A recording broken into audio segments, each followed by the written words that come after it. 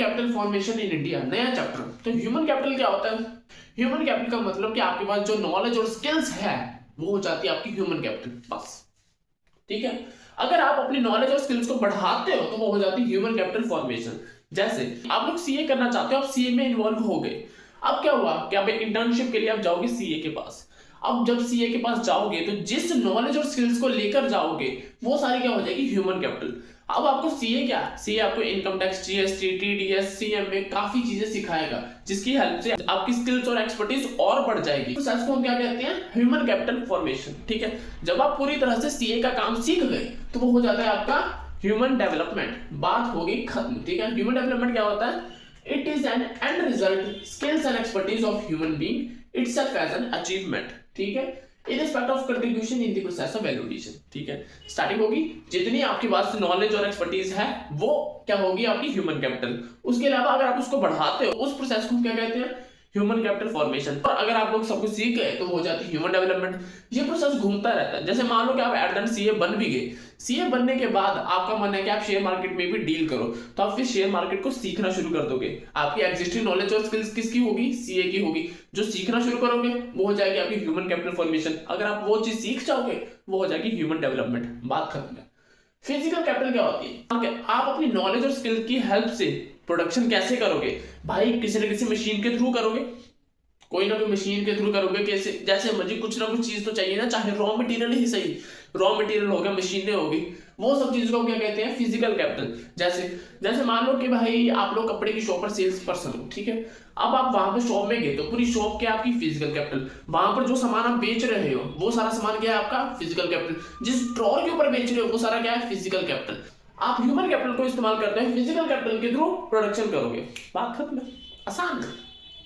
Sources of human capital. अब क्या छोटे बच्चे को सीधे सी क्या सारा कुछ नॉलेज, एजुकेशन है, स्किल्स वगैरह मिल जाती? नहीं, खर्चा किया जाता है काफी चीजों के ऊपर जिनकी हेल्प से हमारे पास स्किल्स आती है, एजुकेशन आती है, नॉलेज आती है। वो सारे कहां पर खर्चा होता है? पहले तो एजुकेशन के ऊपर खर्चा होता है, बिल्कुल, स्कूल में सब बच्चे जाते हैं, काफी बच्चे जाते हैं।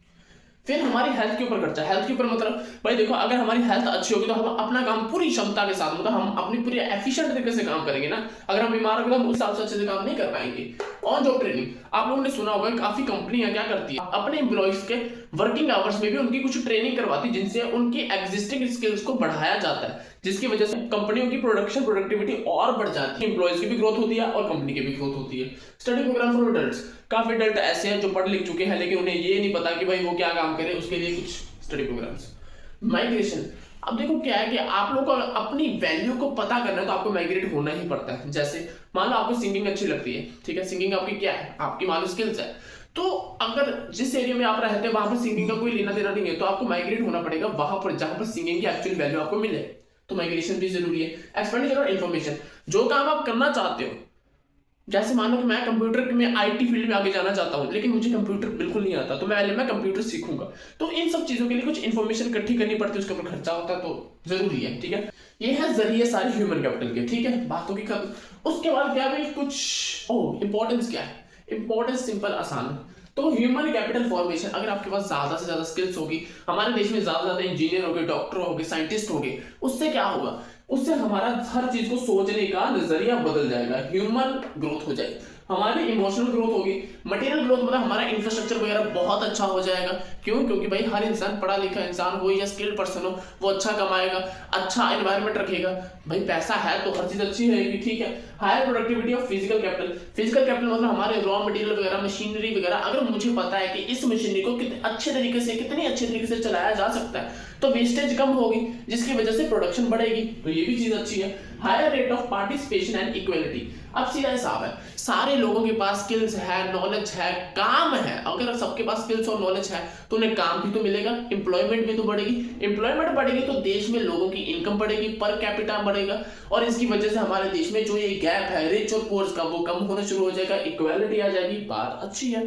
ठीक है, उसके बाद problem facing human capital formation in India. हमारे देश में ज्यादा स्किल्ड पर्सन क्यों नहीं है? हमारे देश में ज्यादा डॉक्टर इंजीनियर क्यों नहीं है? रीजन क्या है? Rising population. जिस हिसाब से हमारे देश में पॉपुलेशन बढ़ रही है उस हिसाब से क्या डेवलपमेंट हो रहा है? नहीं भाई, ना, बिल्कुल नहीं। ब्रेन ड्रेन, अब देखो कुछ कोई इंसान है यहाँ पर बहुत अच्छा समझदार है, पढ़ा लिखा इंसान वगैरह, 12th के बाद बाहर चले गया, आउट ऑफ कंट्री चले गया, हमारा भाई क्या, हमारा ह्यूमन कैपिटल तो बाहर चले गया, तो ये तो भाई हमारे देश के लिए गलत बात हो गई। डेफिशिएंट मैन पावर प्लानिंग मतलब जिस हिसाब से लोग है उस हिसाब से एम्प्लॉयमेंट बिल्कुल नहीं है, ये तो आप लोगों को पता ही है। Insufficient on the job training primary sector, ओहो प्राइमरी सेक्टर आपको पता है ना भाई, जिस देश का प्राइमरी सेक्टर स्ट्रांग होता है उस देश की ग्रोथ तो कहां पर ही होती है, वो सब लोग जानते हैं। हमारे देश में जो प्राइमरी सेक्टर है ना, वहां पर ना फैसिलिटी ज्यादा अच्छी, ना ही उन्हें उस हिसाब से नॉलेज दी जाती है कि भाई कौन से तरीकों से हमारी प्रोडक्टिविटी बढ़ेगी।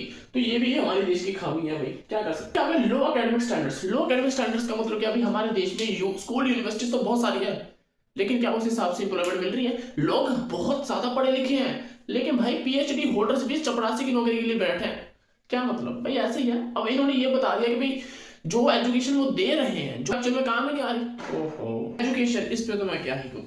एजुकेशन, हमारे देश में एजुकेशन की हालत तो बहुत खराब है भाई, आप लोग को तो पता ही है। क्या पता है, मैंने सीधे एक मेन पॉइंट पे आ गया। Education is still challenging position. हमारे देश में काफी ज्यादा लोग हैं जो इस वक्त एजुकेशन से दूर है, पढ़ने से दूर है। क्यों?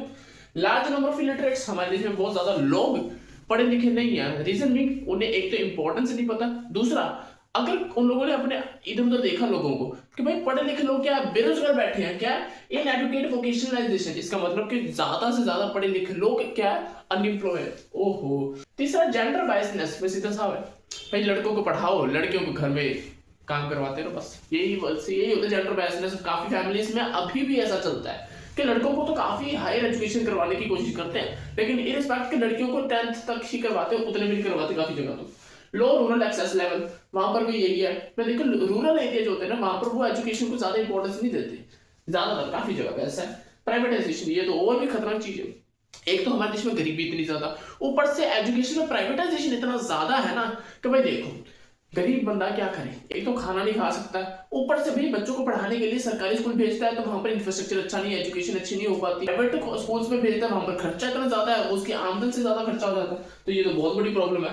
लोग गवर्नमेंट एक्सपेंडिचर ना एजुकेशन, गवर्नमेंट ना एजुकेशन के ऊपर एक्सपेंडिचर नहीं करती। क्यों? क्योंकि भाई उसको बड़े बड़े पार्लियामेंट बनाने हैं, उसको स्टैचूज बनाने हैं, उसको बहुत कुछ बनाना है, हमारे देश का इंफ्रास्ट्रक्चर बना रहा है, गरीबी घटा रहा है, पर उसको एजुकेशन में खर्चा नहीं कर रहे, जिसकी वजह से हमारा एजुकेशन मुझे लग रहा है आगे जाके बैकवर्डनेस पे चल जाएगा।